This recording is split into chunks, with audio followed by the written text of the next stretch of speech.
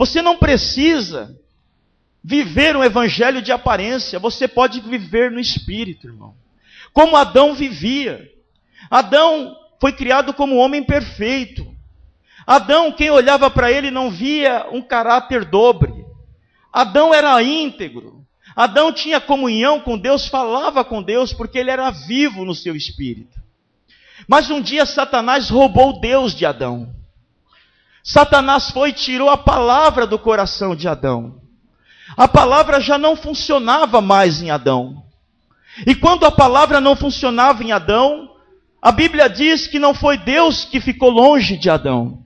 Irmãos, quando alguém faz algo errado, pode observar, nunca vai ser Deus que se afasta daquela pessoa. Sempre vai ser aquela pessoa que se afasta de Deus. É igual quando você deve para alguém e você fala, tal dia eu te pago. E se faltar o dinheiro para você pagar, você olha no olho da pessoa e você sente, ela está me cobrando. E se você vê ela de um lado da rua, você atravessa para o outro. Porque você acabou sendo marcado no seu íntimo, na sua consciência. E Adão, quando Satanás roubou Deus de Adão, quando Satanás fez com que a palavra deixasse de funcionar no coração de Adão, a qual a Bíblia diz que ele morreu no seu espírito, continuou vivo no físico, continuou vivo na alma, mas aquela parte dele que tinha comunhão com Deus, ela ficou inativa, porque Satanás roubou Deus de Adão. E você sabe que você só tem vida se você tiver Deus no seu coração. O dia que Deus não tiver mais no seu coração, você passa a ser um morto, vivendo uma condição de morte espiritual. E quando Satanás roubou Deus de Adão, a Bíblia diz que não foi Deus que saiu, foi Adão que se escondeu. E Deus, como onisciente, que sabe todas as coisas, ele não precisava fazer uma pergunta poderosa que ele fez. Ele disse, Adão, aonde estás? Irmãos, eu creio num Deus que a Bíblia diz que ele tem 7 olhos. Eu creio num Deus que ele vê o que acontece em todos os lugares ao mesmo tempo. Deus sabia aonde Adão estava fisicamente. Adão estava escondido. Adão estava atrás de um arbusto. Adão estava atrás de uma moita. E talvez ele achava que ele estava se escondendo de Deus. E Deus, quando faz a pergunta, Adão, aonde estás? É porque Deus olhou para si mesmo. Deus olhou para si mesmo. E ele procurou Adão dentro dele. Lembra o que eu falei de comunhão? É você ter Deus dentro de você. E é você estar em Deus. Jesus mesmo explicou isso. Ele disse, se vós estiverdes em mim, e as minhas palavras estiverem em vós, pedireis tudo o que quiserdes, e vos será feito. Mas quando Deus olhou para si, e procurou Adão, Deus não encontrou. E aí ele fez a pergunta, Adão, aonde estás? A partir daquele momento, irmãos, aquele espírito que era preenchido, ficou vazio. Eu fico olhando que as pessoas hoje estão vazias. As pessoas hoje estão insatisfeitas, irmãos.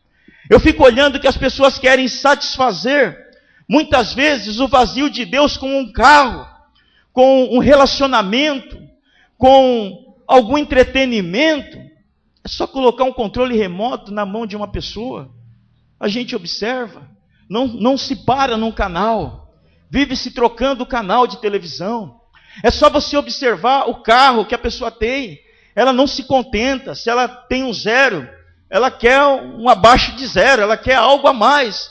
Ela não se contenta com o que tem, porque quando Adão pecou e Satanás roubou Deus de Adão, fez com que a palavra não funcionasse em Adão, aquele vazio se manifestou em seu coração, ao ponto do escritor de Eclesiastes, Salomão, dizer que quando a pessoa tem um vazio no seu coração, é como se ela vivesse correndo atrás do vento. Sabe aquela pessoa que está buscando alguma coisa?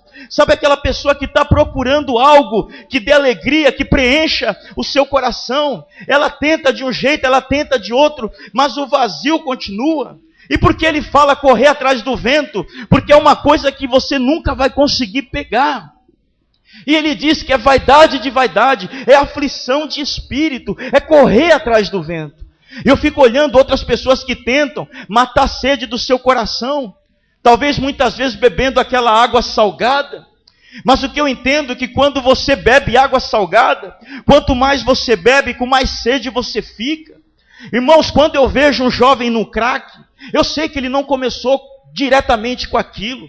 Quando eu vejo um jovem viciado, às vezes vendendo o próprio corpo para conseguir uma droga, às vezes roubando a mãe para conseguir uma droga, às vezes matando alguém que ele conhece para conseguir uma droga, eu sei que não começou de repente. Primeiramente ele bebeu uma água salgada, ele começou numa droga mais leve, e de repente ele viu que aquilo não matou a sede do seu coração. A Bíblia diz em Eclesiastes, irmãos, no capítulo, se eu não me engano, no capítulo 2, pode abrir a Bíblia, Eclesiastes capítulo 2. Eclesiastes, Antigo Testamento, capítulo 2. Perdão, irmão, capítulo 1, versículo 7. Aqui é um retrato do coração humano que perdeu Deus de dentro dele. O retrato de um coração humano onde Deus não está habitando, onde existe uma sede, onde existe uma vontade de ter novamente uma comunhão com Deus. Mas olha o que acontece. Versículo 7 de Eclesiastes 1. Diz assim: todos os rios correm para o mar, e o mar não se enche. Ao lugar para onde correm os rios, para lá tornam eles a correr. Irmãos, esse rio representa tudo que você faz na vida. E esse mar, ele representa o teu coração.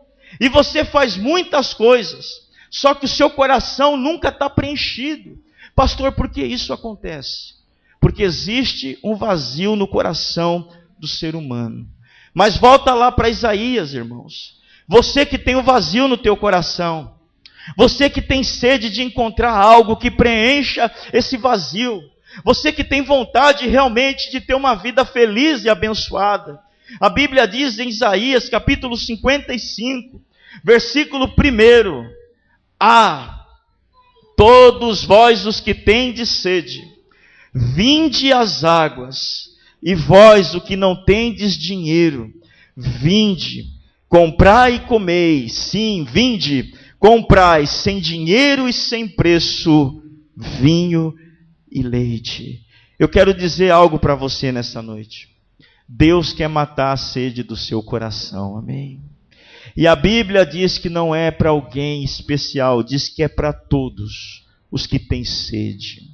Para todos que têm buscado preencher esse vazio nas coisas deste mundo. Como dizem os antigos, no teu coração existe um vazio do tamanho de Deus, e é só Ele que pode preencher esse vazio. Mas nessa noite Ele convida você, e você que não tem dinheiro, Ele diz: essa bênção que eu tenho para te dar não se compra com dinheiro. Essa bênção que eu tenho para te dar, ela não é vendida, ela é dada de graça. Mas qual é a condição? Simplesmente ter sede de viver uma vida no Espírito Santo. Vocês estão comigo, irmãos? Digam amém. Então vamos lá. Leia para mim novamente, por favor, Isaías 55, versículo 6. Esse mesmo texto. Buscai ao Senhor enquanto se pode achar. Invocai enquanto se pode. Irmãos, quem quer ficar pertinho do Senhor, diga amém. Amém. Irmãos, uma grande mentira que o diabo coloca na mente humana, até quando você peca, é dizer que Deus está longe. Muitas vezes a gente grita porque nós pensamos que Deus está longe.